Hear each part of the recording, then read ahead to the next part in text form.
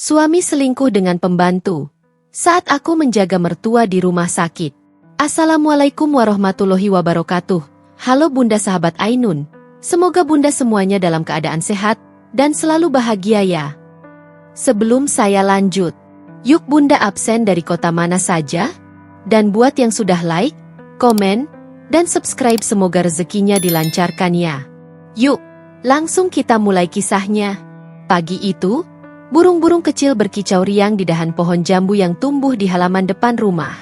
Embun masih menempel di daun-daun, berkilau terkena cahaya matahari yang mulai naik perlahan. Rumah sederhana bercat putih gading itu berdiri di tengah perkampungan yang tenang.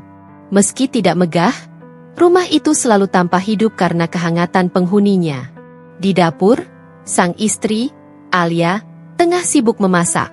Tangannya cekatan mengaduk nasi goreng yang mengepulkan aroma bawang putih dan kecap manis. Wajahnya tampak berseri meski hanya mengenakan daster bunga-bunga. Rambutnya yang panjang digelung sederhana agar tidak mengganggu saat memasak. Sesekali ia bersenandung kecil, menandakan hatinya sedang gembira. Ia menyiapkan sarapan dengan penuh cinta, bukan sekadar kewajiban. Ada telur dadar yang dipotong memanjang, irisan mentimun segar, dan kerupuk renyah. Di meja makan, ia sudah menata piring-piring dengan rapi. Untuknya, setiap detail kecil adalah caranya menjaga keharmonisan rumah tangga. Sayang, sudah jam 7, aku harus berangkat sebentar lagi. Suara Raka, suaminya, terdengar dari ruang tamu. Alia tersenyum sambil menuangkan teh hangat ke dalam cangkir. Sebentar ya, Mas. Sarapannya sudah siap. Makan dulu sebelum kerja. Raka muncul dengan kemeja biru muda dan celana bahan hitam. Rambutnya tersisir rapi, wajahnya penuh percaya diri. Saat matanya bertemu dengan Alia, ia tersenyum hangat. Senyum yang selalu membuat Alia yakin ia memiliki suami yang setia dan penyayang. Raka duduk di kursi, lalu meraih tangan istrinya, menggenggamnya sebentar sebelum mulai menyantap nasi goreng. Kamu gak pernah bosan ya masakin aku setiap pagi? Tanyanya sambil mengunyah. Alia terkekeh kecil. Mana mungkin bosan? Lihat kamu makan dengan lahap aja aku sudah senang. Di sudut ruangan, duduklah seorang wanita tua dengan kerudung abu-abu. Dialah Bu Sulastri, ibu mertua Alia. Wajahnya berkerut dimakan usia, tapi sorot matanya masih tajam. Tubuhnya mulai rapuh.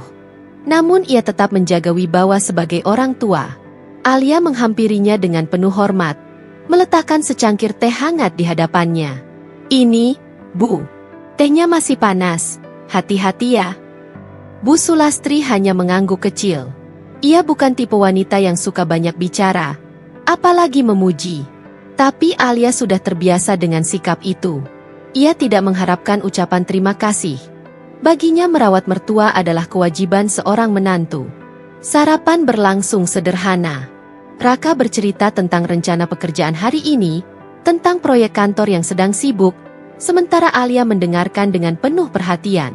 Sesekali ia menyahut, menanyakan hal-hal kecil yang membuat Raka merasa dihargai. Untung ada kamu, ya. Kalau enggak, aku mungkin gak bakal bisa berangkat kerja dengan tenang setiap hari. Kata Raka tiba-tiba sambil menepuk punggung tangan istrinya. Kata-kata itu membuat hati Alia meleleh. Ia menatap suaminya dengan tatapan penuh syukur. Aku beruntung memiliki suami seperti dia, batinnya. Setelah selesai sarapan, Raka bersiap berangkat. Alia menuntunnya sampai ke depan rumah. Udara pagi yang segar menyapa wajah mereka. Dengan penuh kasih sayang, Alia merapikan kerah kemeja suaminya sebelum ia naik ke motor. Hati-hati di jalan, Mas. Jangan lupa makan siang nanti, ucap Alia sambil tersenyum. Iya, sayang. Doain aku lancar kerjanya ya, balas Raka, lalu melajukan motornya. Alia berdiri di depan pagar, melambaikan tangan sampai sosok suaminya menghilang di tikungan. Ada rasa haru yang sulit ia jelaskan. Seakan setiap kepergian suaminya ke kantor adalah doa yang ia panjatkan tanpa henti. Ketika pintu rumah kembali tertutup, Alia menarik napas panjang. Ia menatap ruang tamu yang sederhana dengan perabotan kayu peninggalan mertuanya. Tidak ada kemewahan, tapi ada ketenangan. Ia merasa cukup, bahkan lebih dari cukup. Bu, nanti siang mau dimasakin apa? Tanya Alia sambil membereskan meja makan. Masak sayur asem aja, sama tempe goreng. Gak usah yang repot-repot, jawab Bu Sulastri datar. Iya, Bu. Alia tersenyum. Ia tahu meski mertuanya jarang menunjukkan rasa sayang, tapi selama ini mereka bisa hidup berdampingan dengan damai. Hari itu Alia melanjutkan rutinitasnya. Mencuci pakaian, membersihkan lantai, lalu menyapu halaman. Sesekali ia menyapa tetangga yang lewat di depan rumah. Semua menganggap Alia wanita beruntung. Punya suami baik, rumah meski sederhana tapi rapi, dan mertua yang sudah tua namun masih bisa dirawat bersama. Di dalam hatinya, Alia benar-benar bersyukur. Ia yakin rumah tangga yang ia bangun adalah rumah tangga yang kokoh. Ia percaya suaminya setia, dan ia percaya kebersamaan mereka adalah berkah yang tak ternilai. Ia tidak pernah menyangka bahwa di balik ketenangan yang ia nikmati, ada rahasia yang perlahan menunggu waktu untuk menghancurkan semua keyakinannya. Hari itu cuaca mendung. Angin berembus pelan, membawa aroma tanah basah yang tersisa dari hujan semalam. Alia sedang menyapu halaman ketika ia mendengar suara batuk keras dari dalam rumah. Batuk itu bukan batuk biasa, serak, panjang, dan terdengar menyakitkan. Ia segera berlari masuk. Di kamar, Bu Sulastri duduk bersandar di tepi ranjang. Wajahnya pucat, napasnya terengah-engah. Keringat dingin membasahi pelipisnya. Alia terkejut melihat kondisi mertuanya. Bu, ibu kenapa? Seru Alia panik, mendekat dan menopang tubuh wanita tua itu. Aku, pusing sekali. Ya, dadaku, sesak, jawab Bu Sulastri dengan suara lemah. Tanpa berpikir panjang, Alia segera mengambil jaket tipis untuk mertuanya, lalu meraih ponsel di meja kecil. Dengan tangan gemetar, ia menekan nomor Raka. Mas, pulanglah sebentar. Ibu sakit parah. Aku takut kalau... Suara di seberang terdengar terburu-buru, bercampur dengan riuh kantor. Ya Allah, serius, ya? Tapi aku lagi ada meeting penting banget. Tolong kamu bawa ibu ke rumah sakit dulu. Nanti aku nyusul. Alia menelan ludah. Ia kecewa, tapi tidak mau berdebat. Iya, Mas. Aku bawa ibu sekarang. Dengan sigap ia memanggil tetangga depan rumah, Pak Rahmat, untuk membantu. Mereka bersama-sama membawa Bu Sulastri ke rumah sakit terdekat dengan mobilnya. Sepanjang perjalanan, Alia tak henti-henti mengusap tangan mertuanya, berdoa lirih agar nyawa wanita tua itu tidak terenggut tiba-tiba. Sesampainya di rumah sakit, dokter langsung memeriksa dan memberikan tindakan darurat. Alia berdiri di lorong, menahan tangis yang hampir pecah. Perasaan bersalah menghantam dirinya. Seandainya aku lebih peka sejak awal, mungkin penyakit ibu tidak separah ini. Tak lama kemudian, dokter keluar dari ruang periksa. Wajahnya serius. Ibu mertua Anda mengalami komplikasi dari penyakit jantung yang sudah lama dideritanya. Tekanan darahnya juga sangat tinggi. Kondisinya cukup berbahaya, jadi harus dirawat intensif. Alia mengangguk cepat. Tolong rawat ibu sebaik mungkin, Dok. Apapun biayanya, nanti saya usahakan. Hari-hari berikutnya menjadi ujian berat. Alia nyaris tidak tidur, bolak-balik menjaga Bu Sulastri di ruang perawatan. Ia menyuapi bubur, mengganti pakaiannya, memijat kaki yang kaku, bahkan begadang semalaman hanya untuk memastikan mertuanya tidak kesulitan bernapas. Sementara itu, Raka hanya datang sekilas. Sore hari ia muncul dengan wajah letih, duduk sebentar di kursi rumah sakit, lalu pamit lagi dengan alasan pekerjaan. Aku nggak bisa lama. Ya, banyak laporan yang harus aku selesaikan. Kamu jagain ibu baik-baik ya. Alia tersenyum hambar, menyembunyikan kekecewaan. Iya, Mas. Hati-hati di jalan. Namun begitu Raka pergi, hatinya runtuh. Ia merasa sendirian. Di hadapan mertua ia tetap tegar, tetapi di dalam hati ia menangis. Betapa ia berharap suaminya ikut menanggung beban ini, bukan hanya menyerahkan semuanya padanya. Suatu malam, Bu Sulastri terbangun. Ia menatap Alia yang setia duduk di samping ranjang.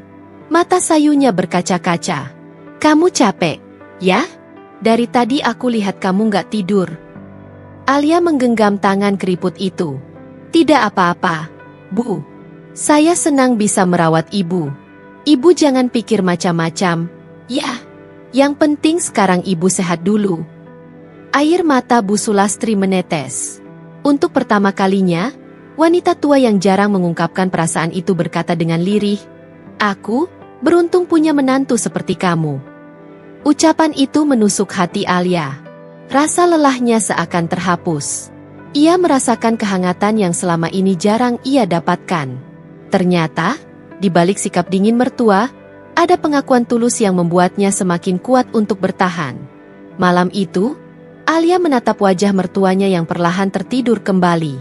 Di dalam hati ia berjanji, apapun yang terjadi, aku akan terus menjaga ibu.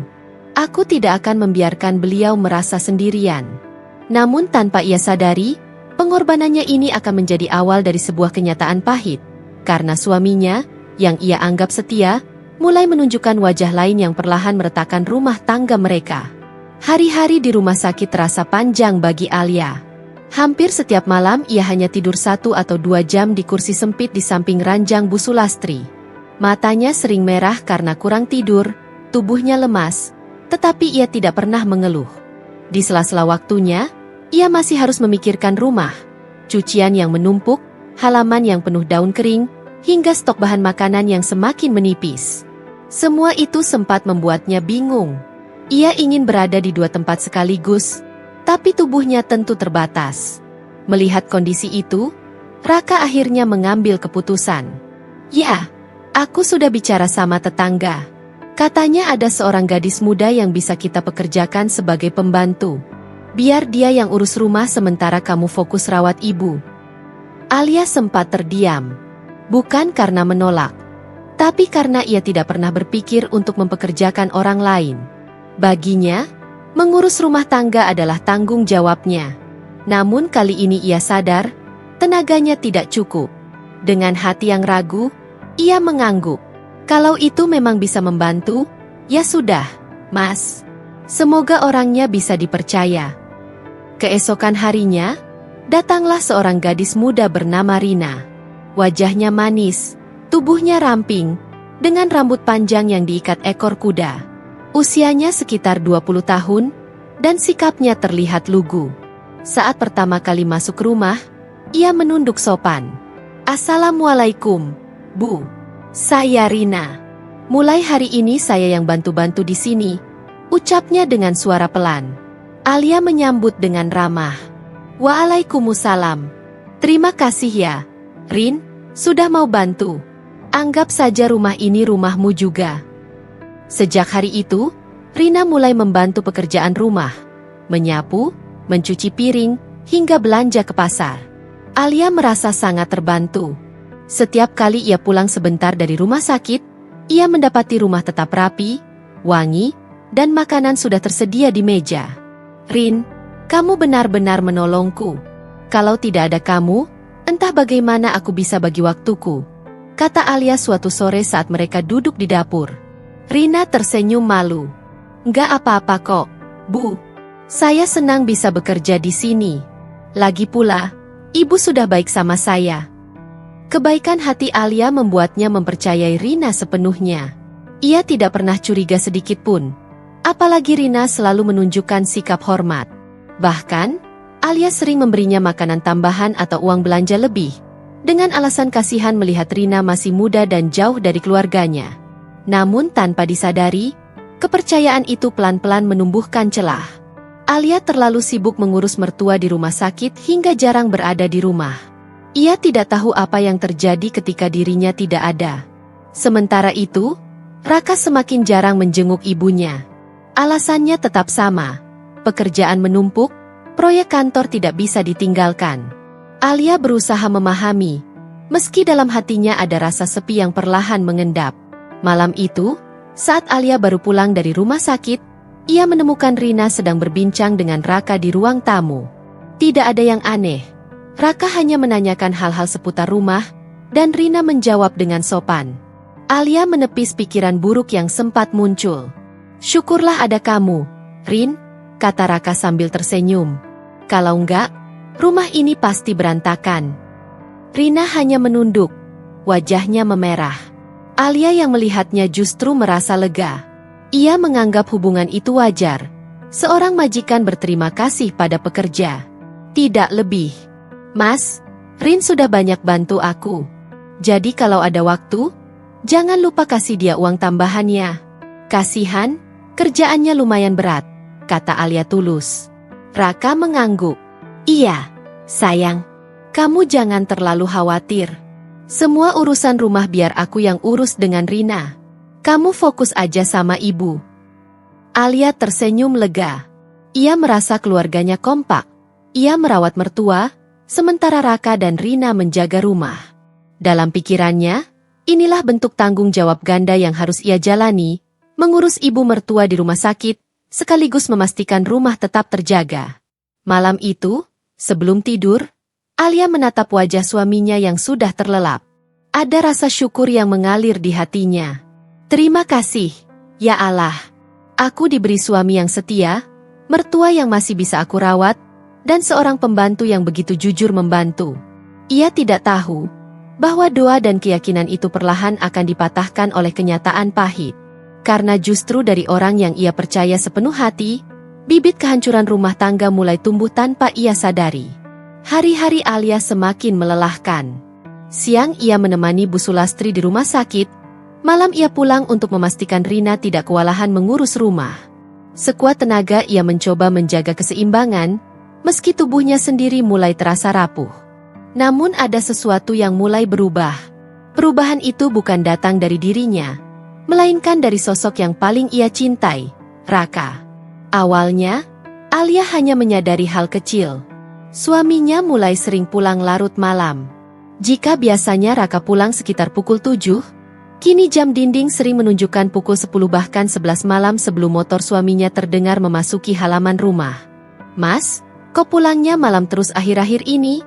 Tanya Alia suatu malam ketika ia menyambut Raka yang baru pulang. Senyumnya tetap ia jaga, meski ada rasa khawatir dalam hatinya. Raka meletakkan tas kerja di sofa sambil menghela napas panjang. Kerjaan? Ya. Proyek kantor lagi padat banget. Deadline numpuk. Aku nggak bisa pulang cepat. Alia mengangguk, mencoba percaya. Ia menepuk bahu suaminya lembut. Kalau begitu jangan lupa jaga kesehatan. Mas, makan teratur, jangan kebanyakan kopi. Raka tersenyum singkat, lalu segera masuk kamar mandi. Tidak ada percakapan hangat seperti biasanya. Alia menatap punggung suaminya yang menjauh dengan perasaan ganjil. Hari-hari berikutnya, pola itu terus berulang. Raka semakin jarang berada di rumah.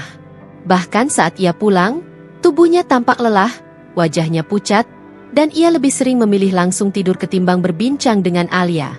Yang paling membuat Alia bingung adalah sikap canggung suaminya.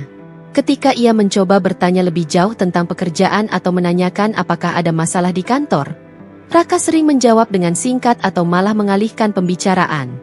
Mas, kamu kenapa akhir-akhir ini? Kayak ada yang kamu sembunyikan dari aku. Tanya Alia dengan hati-hati suatu malam. Raka terdiam sebentar, lalu tersenyum dipaksakan.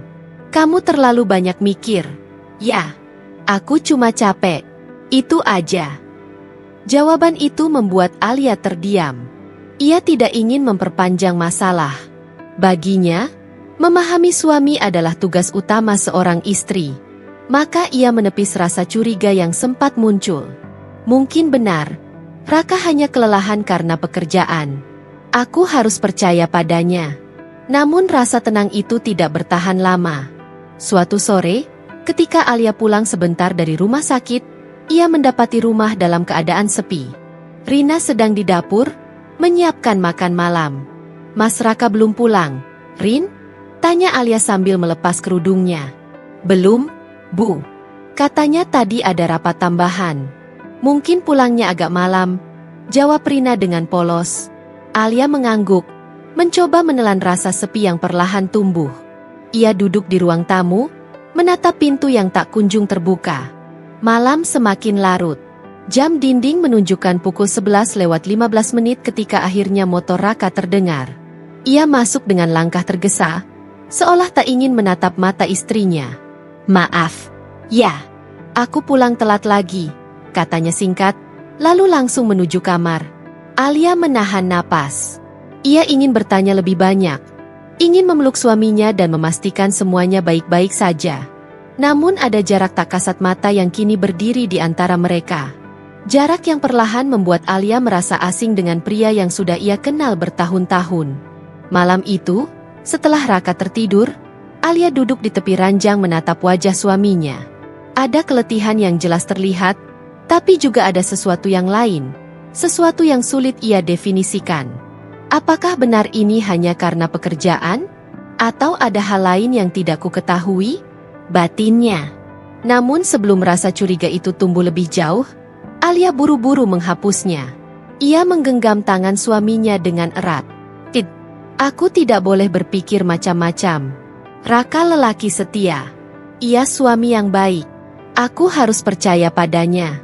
Ia tidak menyadari bahwa rasa percaya itu, perlahan, sedang diuji oleh kenyataan yang jauh lebih pahit daripada yang bisa ia bayangkan.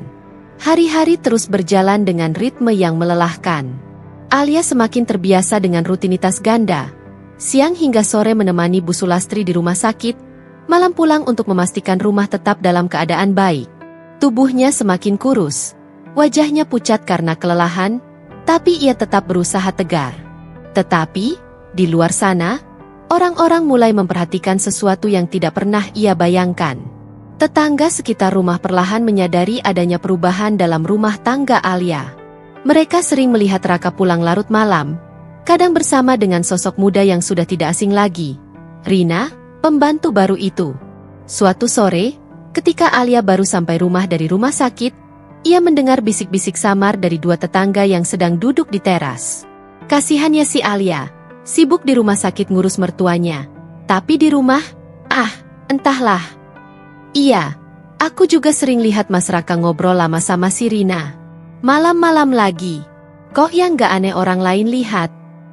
Bisikan itu membuat langkah Alia terhenti sejenak. Dadanya terasa sesak, telinganya panas.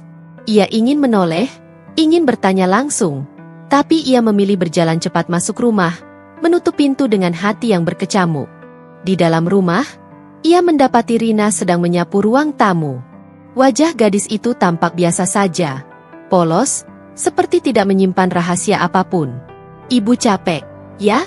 tanya Rina sopan. Alia tersenyum hambar. "Iya, Rin. Seharian di rumah sakit memang melelahkan. Kamu sudah makan?" "Sudah, Bu. Saya juga sudah siapkan makan malam untuk Ibu dan Mas Raka." Alia mengangguk. Ia ingin sekali bertanya, ingin memastikan gosip yang barusan ia dengar tidak benar. Tapi melihat wajah Rina yang begitu lugu, ia merasa bersalah karena sempat curiga. "Tidak, Alia. Kamu terlalu banyak dengar omongan orang. Jangan menuduh tanpa bukti. Rina sudah banyak membantu. Jangan sampai kamu jadi istri yang suka berprasangka buruk." Malam itu, Raka pulang hampir pukul 11. Alia sudah menunggunya di ruang tamu, berusaha menahan kantuk. "Mas, kamu kerja sampai larut lagi?" tanyanya lembut. "Iya, ya. Ada rapat tambahan." "Kamu kenapa masih bangun? Kan capek seharian di rumah sakit." "Aku cuma ingin nunggu kamu pulang," jawab Alia dengan senyum tipis. Raka menunduk, seolah merasa bersalah, lalu cepat-cepat menuju kamar mandi. Sikapnya semakin sulit dipahami. Alia menatap pintu kamar mandi yang tertutup rapat itu, lalu menghela napas panjang. Beberapa hari kemudian, gosip semakin berkembang. Ada tetangga yang melihat Raka mengantar Rina berbelanja ke pasar dengan motor. Ada pula yang mengaku melihat mereka tertawa bersama di depan warung ketika Alia tidak ada di rumah. Suatu pagi, ketika Alia hendak ke rumah sakit, Bu Ratna, tetangga sebelah, menyapanya di pagar. "Alia, kamu hati-hati ya. Aku cuma mau bilang, jangan terlalu percaya sama orang lain. Kadang yang kelihatan baik belum tentu benar-benar baik." Alia tertegun. Ia tahu maksud perkataan itu, tapi ia menanggapi dengan tenang. Terima kasih, Bu Ratna. Saya percaya sama suami saya, dan saya percaya sama orang yang kerja di rumah. Semoga semua baik-baik saja. Ia melangkah pergi, namun dalam hati ada kerikil kecil yang mulai menekan. Kerikil itu adalah rasa ragu yang selama ini ia tutupi dengan keyakinan. Di rumah sakit, saat ia duduk di samping ranjang Bu Sulastri yang masih terbaring lemah, pikirannya melayang. Wajah suaminya yang canggung, senyum malu Rina, bisik-bisik tetangga, semua bercampur menjadi satu. Tapi Alia menggenggam tangan mertuanya erat-erat, mencoba menenangkan diri. Yang penting sekarang ibu sehat dulu. Itu saja. Urusan lain nanti belakangan, bisiknya pelan. Ia memilih menutup telinga dari gosip, menepis segala prasangka. Baginya, rumah tangga dibangun di atas kepercayaan. Ia yakin Raka adalah suami setia. Ia yakin Rina hanyalah pembantu yang bekerja dengan tulus. Ia tidak tahu bahwa bisikan kecil yang ia abaikan itu sebenarnya adalah peringatan. Peringatan tentang badai besar yang sebentar lagi akan menerjang rumah tangganya. Hari itu, Alia pulang lebih larut dari biasanya. Setelah seharian menjaga Bu Sulastri di rumah sakit, tubuhnya terasa sangat lelah. Ia bahkan hampir tak sanggup mengangkat langkah ketika membuka pintu rumah. Namun begitu masuk, aroma rumah yang biasanya menenangkan justru terasa asing. Ada wangi samar, perpaduan parfum bunga yang manis, bukan aroma masakan atau pewangi ruangan yang ia gunakan sehari-hari. Alia berhenti sejenak di depan pintu, menundukkan kepala, mencoba menghirup lebih dalam.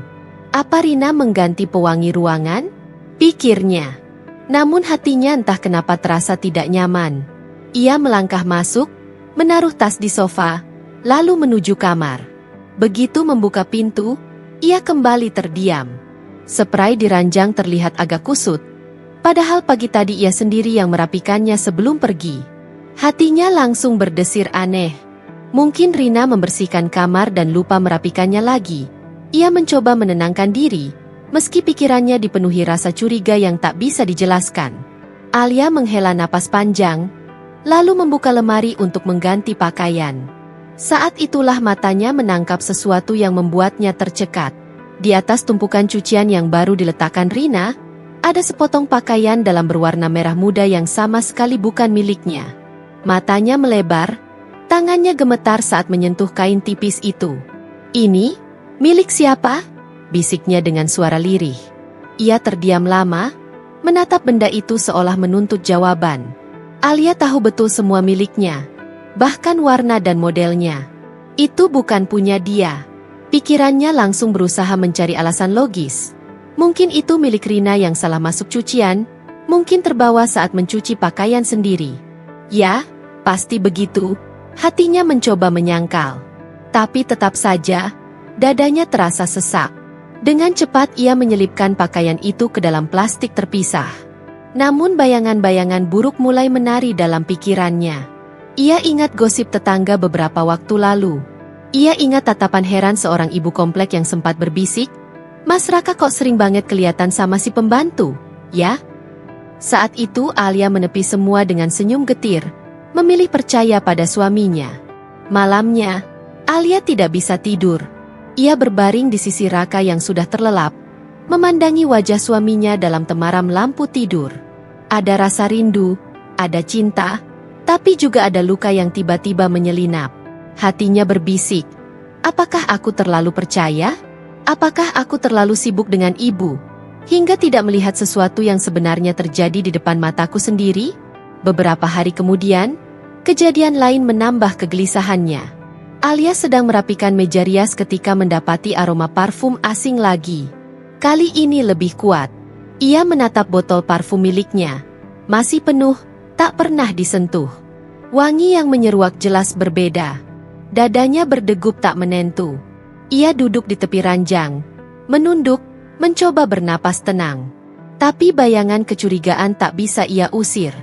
Bisa saja ini hanya kebetulan, pikirnya. Raka mungkin bersalaman dengan rekan kerja perempuan, lalu aromanya menempel. Namun hatinya menolak. Kebetulan demi kebetulan rasanya terlalu banyak.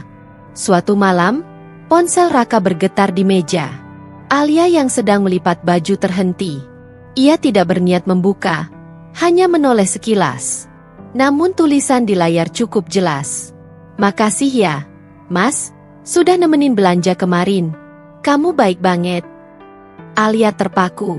Jemarinya yang menggenggam pakaian terasa kaku.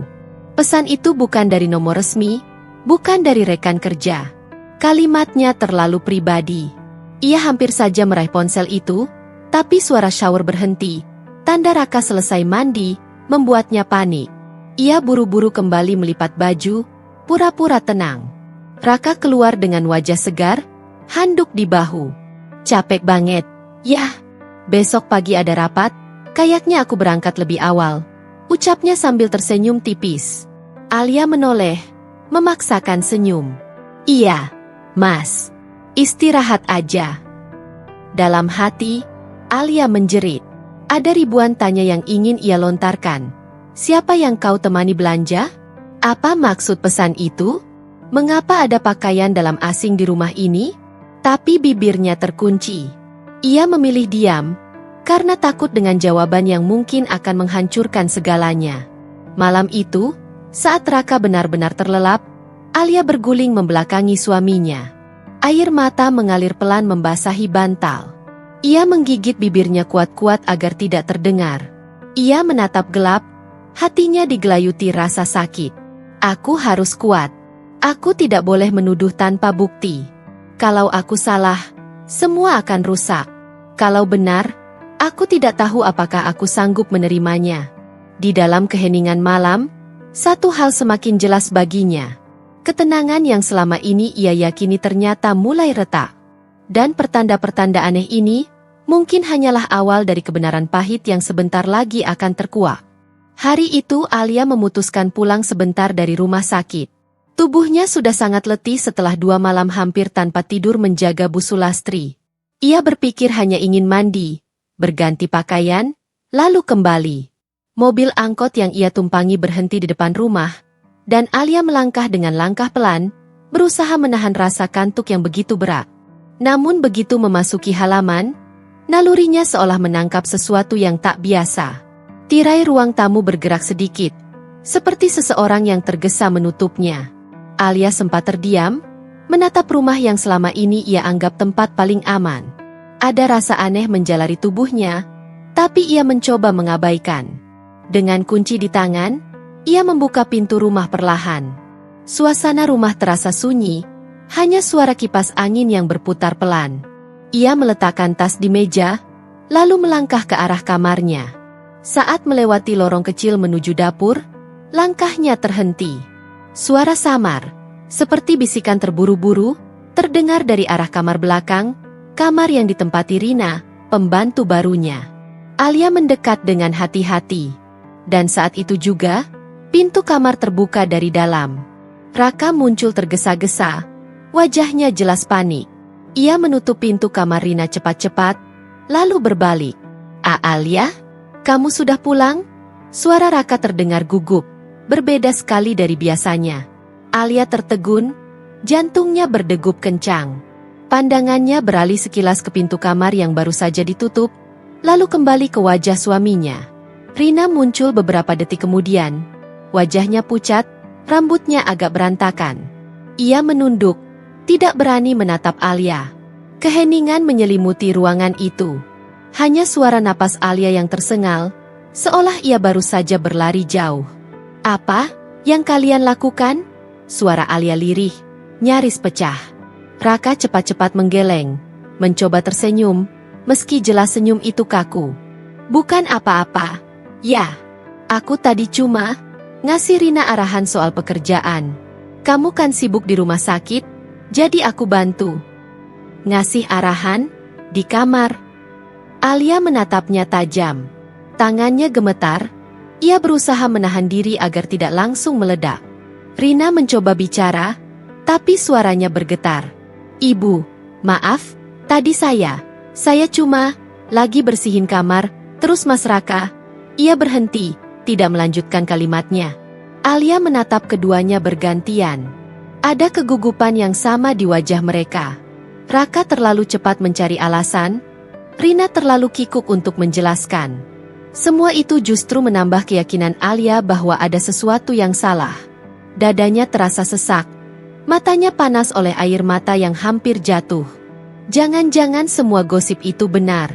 Jangan-jangan semua pertanda aneh itu bukan kebetulan. Mas, aku capek. Aku nggak mau ribut sekarang. Aku harus balik ke rumah sakit. Suaranya datar, namun matanya berkaca-kaca. Ia tak sanggup berdiri lebih lama di hadapan mereka. Raka hendak menahan tangannya. Ya, tolong jangan salah paham dulu. Aku bisa jelasin. Tidak usah. Alia menarik tangannya cepat, lalu berjalan menuju kamar. Ia berganti pakaian dengan gerakan tergesa, matanya sesekali mengabur oleh air mata yang tertahan. Ia mengambil beberapa barang, lalu keluar lagi. Raka berdiri di ruang tamu, masih berusaha menyusun kata. Rina menunduk dalam-dalam, wajahnya pucat pasi. Alia melangkah keluar rumah tanpa menoleh lagi. Di dalam dadanya, ada badai yang tak bisa ia bendung. Ia ingin percaya suaminya, tapi apa yang baru saja ia lihat tak bisa ia hapus dari kepala. Gambar Raka keluar dari kamar pembantu, dengan wajah panik, dengan Rina di belakangnya, itu sudah lebih dari sekadar gosip. Dalam perjalanan kembali ke rumah sakit, Alia hanya terdiam. Angkot yang ia tumpangi berguncang di jalan berlubang, tapi pikirannya jauh lebih berguncang. Aku harus kuat. Aku tidak boleh ambil keputusan tergesa-gesa. Tapi, apa yang kulihat barusan? Apa aku masih bisa menyangkalnya? Air matanya akhirnya jatuh, tanpa bisa ia cegah. Ia menunduk, memeluk tasnya erat-erat, seolah hanya benda itu yang mampu menahannya agar tidak runtuh di tengah jalan. Hari itu, untuk pertama kalinya, kepercayaan Alia pada Raka benar-benar terguncang di titik paling dalam. Malam itu, rasa gelisah membuat Alia sulit tidur di rumah sakit tempat Bu Sulastri dirawat. Setelah beberapa hari terakhir hanya bisa menduga-duga, hatinya seperti menolak untuk diam. Ia memutuskan untuk pulang lebih awal dari biasanya, tidak memberi kabar pada Raka. Alasannya sederhana, ia ingin mengejutkan suaminya dengan makanan kesukaannya, sekaligus meyakinkan diri bahwa semua kecurigaan yang menyesakan selama ini hanyalah prasangka semata. Dengan langkah ringan namun hati berat, Alia menaiki taksi dan pulang. Jalanan malam lengang, lampu jalan temaram menemani pikirannya yang tak menentu. Kalau benar tidak ada apa-apa, aku akan merasa sangat berdosa sudah mencurigai Mas Raka. Tapi kalau benar, ia tidak sanggup melanjutkan kalimat itu bahkan dalam batinnya. Sesampainya di rumah, ia sengaja tidak langsung membuka pintu dengan kunci. Ia berjalan perlahan di halaman, menyusuri tembok, hingga berdiri tepat di depan jendela kamar. Dari dalam, terdengar suara samar, suara tawa. Bukan tawa biasa, melainkan tawa yang terdengar intim, penuh kedekatan yang seharusnya hanya milik suami dan istri. Alia menahan napas, menempelkan telinga ke daun pintu. Mas nakal banget sih. Kalau ada Bu Alia gimana? Suara itu jelas suara Rina. Lembut, tapi penuh kegugupan yang manja. Tenang aja, sayang. Alia masih di rumah sakit. Gak mungkin pulang jam segini, jawab Raka, diikuti tawa rendah yang membuat darah Alia serasa berhenti mengalir. Jantungnya berdegup kencang, tangannya bergetar hebat. Tubuhnya hampir kehilangan tenaga. Kata-kata itu menusuk lebih dalam dari pisau manapun. Dengan sisa tenaga, Alia memutar kunci dan membuka pintu rumah perlahan. Suara-suara itu semakin jelas, semakin menusuk telinganya. Ia berjalan mendekat, langkahnya gemetar, hingga akhirnya berdiri di depan kamar pembantu. Pintu tidak terkunci. Ketika ia mendorongnya dengan pelan, pemandangan di dalam kamar membuat dunianya runtuh seketika. Raka sedang duduk di tepi ranjang, kemejanya setengah terbuka. Rina duduk di sampingnya. Rambutnya tergerai, pipinya merah, senyumnya gugup. Wajah keduanya sontak berubah pucat begitu melihat Alia berdiri di ambang pintu. Ruangan itu membeku. Tidak ada suara, kecuali detak jantung Alia yang memburu tak terkendali. Mas, suara Alia pecah. Air matanya jatuh deras tanpa bisa ia tahan. Apa? Ini? Raka berdiri terburu-buru, wajahnya panik. Alia, Dengar dulu penjelasanku. Ini nggak seperti yang kamu lihat. Rina menunduk dalam-dalam, tubuhnya gemetar. Ibu, maafkan saya. Alia menatap keduanya bergantian. Pandangannya kabur karena air mata. Tidak seperti yang aku lihat? Lalu seperti apa? Mas? Aku dengar sendiri, aku lihat sendiri. Suaranya pecah, tubuhnya limbung. Ia menahan diri agar tidak jatuh, tangan meraih kusen pintu. Raka mencoba mendekat, tapi Alia mundur selangkah. Jangan sentuh aku, teriaknya dengan suara parau. Keheningan kembali menyelimuti. Raka terdiam, wajahnya penuh rasa bersalah tapi juga kebingungan. Rina menangis pelan, menutup wajahnya dengan tangan. Alia merasa seluruh dunia berputar. Semua pengorbanannya, merawat mertua tanpa lelah, menutup telinga dari gosip, berusaha percaya sepenuh hati, ternyata hanya dibalas dengan pengkhianatan.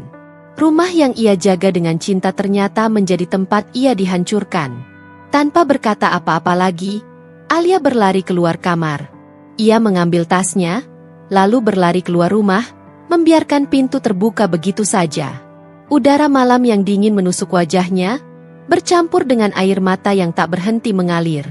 Di jalan yang sepi, ia berjalan tanpa tujuan. Setiap langkahnya terasa berat, setiap tarikan napas terasa perih. Dunia yang selama ini ia anggap tenang, ternyata hancur dalam sekejap. Dan malam itu, Alia tahu, tidak ada lagi ruang untuk menyangkal. Bukti yang ia lihat dengan mata kepala sendiri sudah tak terbantahkan. Tangisnya pecah tanpa bisa ditahan. Suara isaknya memenuhi ruang tamu malam itu. Ia menutup wajahnya dengan kedua tangan, tubuhnya bergetar hebat. Kenapa? Kenapa kamu tega melakukan ini padaku? Suaranya parau, hampir hilang ditelan isak. Suaminya berdiri kaku, wajahnya pucat. Bibirnya bergerak, mencoba mencari kata-kata yang bisa menyelamatkannya. Aku bisa jelaskan. Ini tidak seperti yang kamu lihat. Tapi matanya berkhianat, ada ketakutan, ada rasa bersalah yang jelas terbaca. Pembantu itu menunduk dalam, tidak berani menatap majikannya. Tangannya meremas ujung pakaian, tubuhnya gemetar. Semua yang tersembunyi kini terbuka begitu gamblang, dan keheningan di antara tangisan sang istri hanya membuat luka semakin terasa. Wanita itu mendekat, memandang wajah suaminya lekat-lekat. Kamu pikir aku buta? Kamu pikir aku tidak mengerti apa yang terjadi di depan mataku sendiri? Aku sudah menutup telinga dari gosip. Aku sudah menutup hati dari kecurigaan. Tapi malam ini, kalian hancurkan semua itu. Suaranya meninggi, penuh getir dan kekecewaan. Suaminya mencoba mendekat, namun ia menepisnya dengan kasar. Jangan sentuh aku, teriaknya.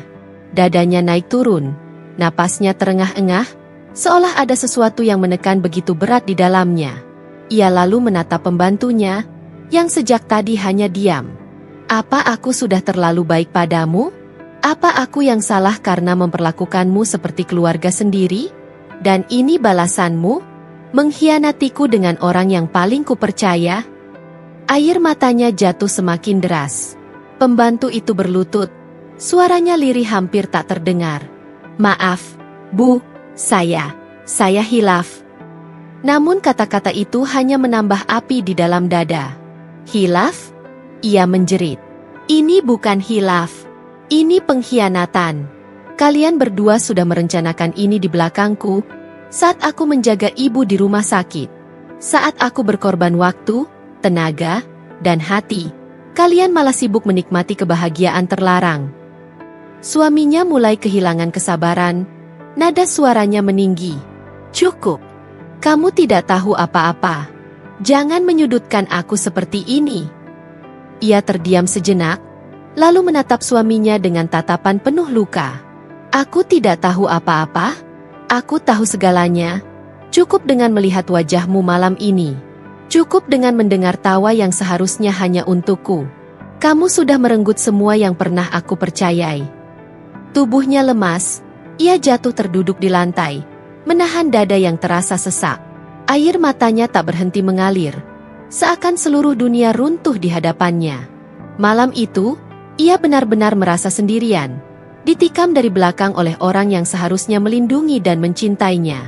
Dan di balik semua itu, hanya ada keheningan mencekam, seolah dinding rumah pun ikut menjadi saksi atas pengkhianatan yang tak akan pernah bisa terhapus. Pagi itu, udara rumah sakit terasa lebih dingin daripada biasanya. Sang istri duduk di samping ranjang, memegang tangan mertuanya yang tampak semakin ringkih. Raut wajahnya lelah, mata sembab karena tangis semalam, tapi ia tetap berusaha menampilkan senyum tipis. Ia tidak ingin sang mertua, yang tengah sakit parah, ikut menanggung kesedihan yang sedang membebani hatinya. Namun, kabar buruk tak bisa ditutup rapat-rapat. Entah dari siapa, entah bagaimana, tetapi berita tentang perselingkuhan sang anak dengan pembantu sampai juga ke telinga mertua. Ketika suaminya datang menjenguk, suasana yang biasanya hening dan penuh doa berubah tegang. "Raka!" Suara mertua bergetar, memanggil anaknya dengan tatapan tajam. "Kau berani datang ke sini dengan wajah seperti itu, setelah apa yang kau lakukan?" Suaminya terkejut, wajahnya pucat seketika. "Bu, siapa yang bilang? Jangan percaya gosip." "Diam!" potong sang ibu dengan suara lantang meski tubuhnya lemah. Nafasnya tersengal, tetapi matanya penuh amarah. "Aku bukan mendengar dari orang lain. Aku melihat dengan mata kepala sendiri. Malam itu, ketika kau mengantar obat, aku mendengar bisik-bisik perawat. Mereka bercerita tentang istriku, menantuku, yang menangis terseduh karena suaminya berselingkuh. Aku bertanya, aku cari tahu, dan kebenaran itu terbuka. Kau kira aku bodoh?" Suasana kamar rumah sakit mendadak membeku. Sang istri hanya bisa menunduk. Air matanya kembali mengalir tanpa ia inginkan. Ia tak menyangka mertua yang selama ini ia rawat dengan penuh cinta akhirnya mengetahui kenyataan pahit ini. Raka, sang suami, berusaha mendekat, tapi ibunya mengibaskan tangan dengan keras. Jangan dekati aku. Kau anak yang paling kupercaya. Satu-satunya harapanku setelah ayahmu tiada. Tapi sekarang kau menorehkan luka yang tak bisa disembuhkan. Bagaimana mungkin kau tega mengkhianati istrimu? Padahal ia yang merawatku setiap hari, ia yang mengorbankan waktu, tidur, bahkan hidupnya demi aku. Dan kau balas dengan perselingkuhan menjijikan itu. Suara lantang sang ibu membuat dada semua orang di ruangan itu bergetar. Seorang perawat yang kebetulan masuk untuk mengecek infus tertegun, menatap suasana yang penuh ketegangan. "Aku menyesal telah membesarkanmu dengan penuh kasih sayang," lanjut ibunya. Suaranya melemah namun penuh luka. "Kau bukan lagi anakku yang dulu. Kau hanyalah pria egois yang buta oleh nafsu. Lupa pada tanggung jawab, lupa pada janji pernikahan. Kau menghancurkan keluargamu sendiri." Raka menunduk, kedua tangannya mengepal. Ada rasa bersalah yang jelas tergambar, tapi juga ada gengsi yang membuatnya sulit mengaku. "Bu, aku hilaf. Aku tidak bermaksud." "Tidak bermaksud?" serga ibunya lagi. Air mata jatuh dari sudut matanya. "Pengkhianatanmu bukan sekadar hilaf. Kau sudah melakukannya berulang, di balik punggung istrimu. Jangan pernah coba meremehkan rasa sakit yang kau berikan." Sang istri menggenggam tangan mertua erat-erat, mencoba menenangkan. "Bu, tolong jangan terlalu marah, kesehatan ibu bisa terganggu," bisiknya, meski hatinya sendiri masih koyak. Ibunya menoleh pada sang menantu, mata yang berair itu penuh kasih sayang. "Nak, maafkan aku. Seharusnya aku bisa mendidik anakku dengan benar, tapi nyatanya ia malah membuatmu menderita. Kau tidak pantas diperlakukan seperti ini." Kata-kata itu membuat dada sang istri semakin sesak. Ia tak pernah berharap pembelaan sebesar ini dari mertua. Ia hanya ingin keadilan bagi dirinya yang setia. Raka berdiri kaku, tak sanggup menatap mata ibunya lagi. Hatinya dilanda pertarungan sengit antara penyesalan dan gengsi, antara keinginan untuk mempertahankan rumah tangga atau terus mengikuti hawa nafsunya. Malam itu, ketika semua sudah meninggalkan ruangan, suara tangisan sang ibu masih terdengar samar. Tangisan kecewa seorang ibu yang anaknya telah menorehkan luka bukan hanya pada istrinya, tapi juga pada keluarganya sendiri. Malam itu, setelah semua perdebatan di rumah sakit mereda, Sang istri duduk sendirian di ruang tamu rumah kecil mereka. Lampu redup berpendar samar, jam dinding berdetak pelan seolah memperlambat waktu. Di tangannya ada sajadah yang sudah lembab oleh air mata, sementara bibirnya bergetar pelan melafalkan doa yang tak putus-putus. Hatinya terasa remuk, seperti pecahan kaca yang tak mungkin kembali utuh. Ia teringat wajah suaminya, lelaki yang dulu ia cintai sepenuh hati, lelaki yang dulu ia percayai tak akan pernah meninggalkannya.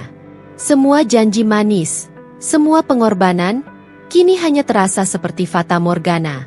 Namun di sisi lain, ia juga teringat wajah mertuanya yang menatapnya penuh kasih, membelanya ketika anak kandung sendiri berkhianat. Pikirannya bercabang. Jika ia bertahan, berarti ia harus terus hidup dalam bayang-bayang pengkhianatan. Setiap senyum suami akan terasa palsu. Setiap sentuhan akan memunculkan luka. Tapi jika ia pergi, bagaimana dengan mertua yang sakit? Bagaimana dengan tanggung jawab yang sudah ia jalani bertahun-tahun? Ia menunduk, menutup wajah dengan kedua tangannya. Ya Allah, tunjukkan aku jalan terbaik. Aku lelah, aku hancur, tapi aku tak ingin salah langkah. Aku tak ingin melukai orang-orang yang kusayangi, meski hatiku sudah disayat dalam-dalam. Suara tangisnya terdengar lirih di ruang sunyi itu.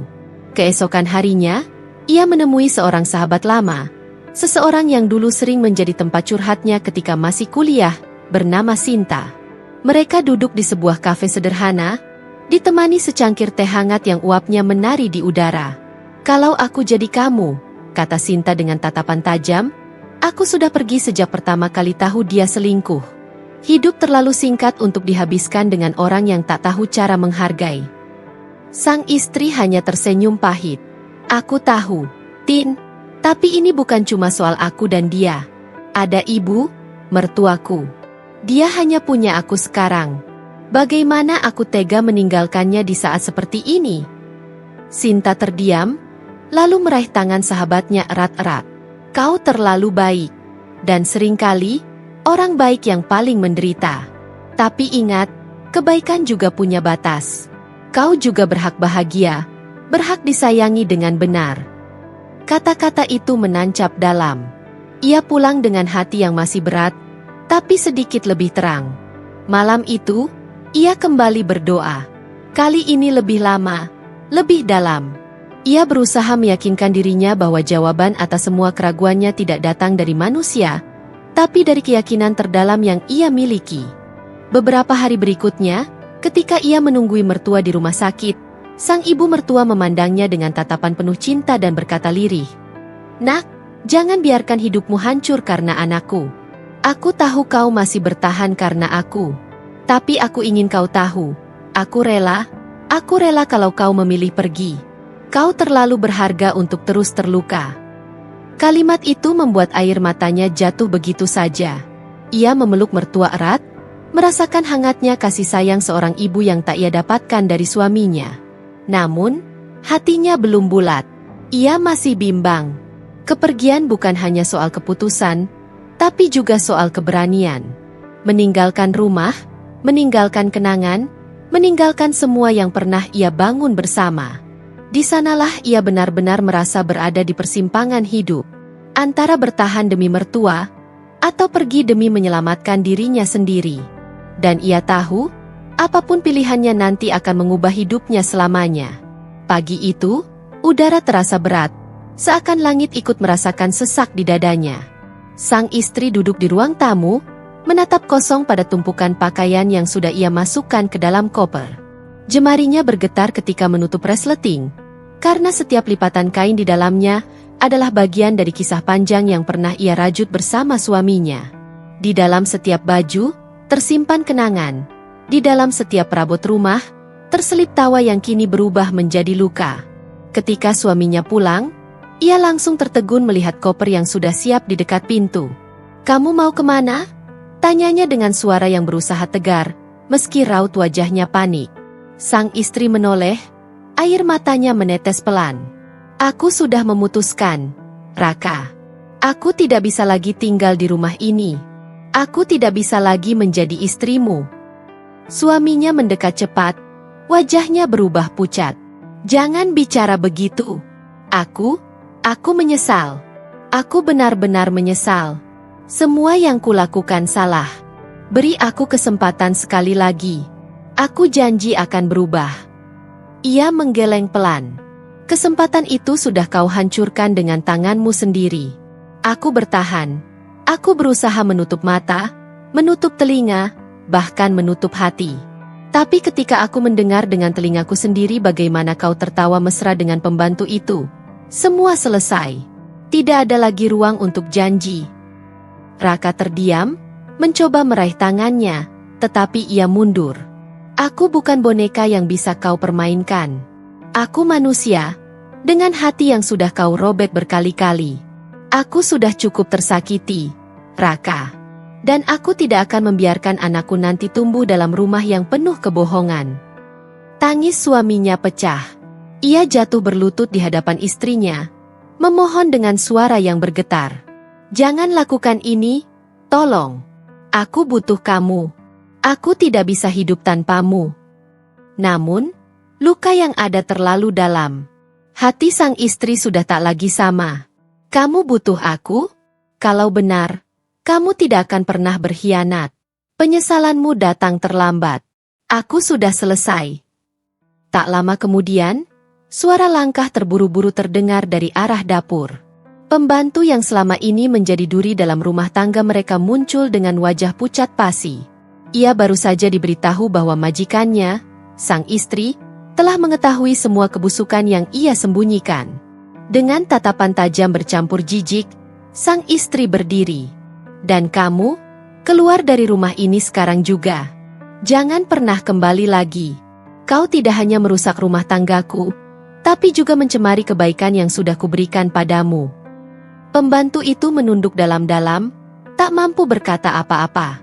Ia mencoba meraih tas kecilnya yang sudah ia sembunyikan di kamar, lalu melangkah keluar dengan langkah gontai, diiringi tatapan penghinaan dari para tetangga yang sudah lama curiga. Rumah yang dulu dipenuhi canda tawa kini, hanya menyisakan keheningan yang memilukan. Raka masih berlutut, menangis tak kuasa menerima kenyataan bahwa istrinya benar-benar meninggalkannya. Namun, sang istri tahu bahwa keputusannya adalah bentuk penyelamatan diri. Sebelum melangkah keluar dengan membawa koper, ia menoleh sekali lagi. Aku pergi bukan karena aku tidak kuat. Aku pergi karena aku tidak mau kehilangan diriku sendiri. Aku lebih berharga daripada hanya menjadi istri seorang pengkhianat. Langkahnya mantap, meski air mata masih terus mengalir. Di luar, langit yang semula muram perlahan merekah dengan cahaya pagi. Ada rasa sakit yang mendalam, tetapi juga ada secercah kebebasan yang baru lahir di dalam dirinya. Di balik pintu rumah itu, sebuah bab lama resmi tertutup, memberi jalan bagi lembaran baru yang akan segera ia tulis dengan tangannya sendiri. Hari-hari pertama setelah perceraian terasa berat, seperti berjalan di jalan setapak yang penuh kerikil tajam. Air mata masih sering hadir tanpa permisi, terutama ketika ia menatap tempat tidur kosong atau mendengar suara-suara kecil yang dulu selalu dipenuhi canda sang suami. Namun, ia belajar membiarkan tangis itu menjadi bagian dari proses, bukan kelemahan. Ia tahu, luka sebesar itu tidak mungkin sembuh dalam semalam. Di tengah rasa kehilangan, ia memilih menyalurkan tenaganya pada hal-hal yang lebih bermanfaat. Ia tetap setia menemani mertua yang sakit. Setiap pagi, ia berangkat ke rumah sakit dengan senyum meski matanya masih sembab. Aku masih punya tanggung jawab. Aku masih punya orang yang menyayangiku.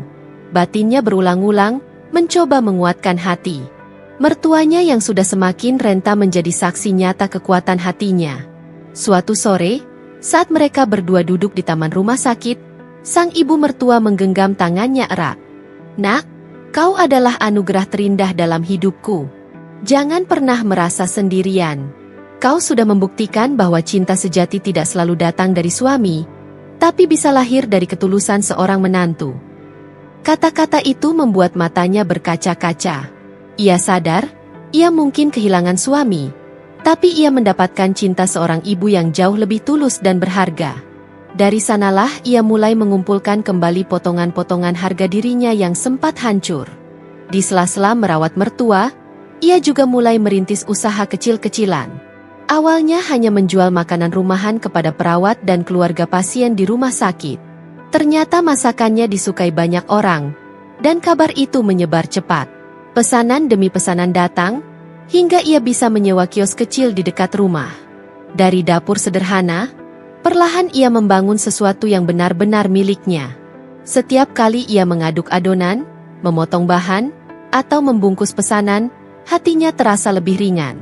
Ada rasa bangga yang muncul, rasa yang dulu hilang karena selalu dipandang rendah oleh suami dan dikhianati oleh orang yang ia percaya.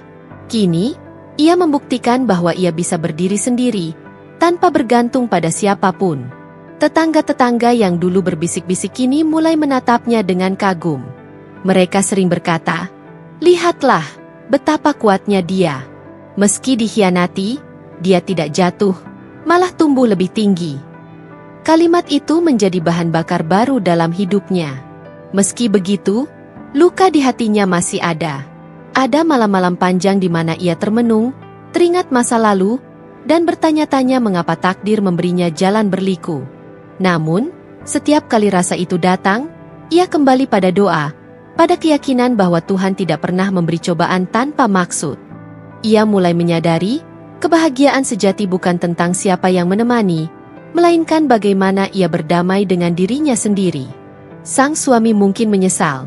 Pembantu itu mungkin telah pergi entah kemana, tetapi ia sudah tidak peduli lagi. Fokusnya kini adalah masa depan. Masa depan di mana ia tidak lagi mendefinisikan dirinya sebagai istri dari seseorang, melainkan sebagai seorang wanita yang utuh, berharga, dan berdaya. Dan di balik semua luka, ia menemukan sesuatu yang tak pernah ia kira sebelumnya. Dirinya sendiri yang lebih kuat, lebih bijak, dan lebih berani menghadapi dunia.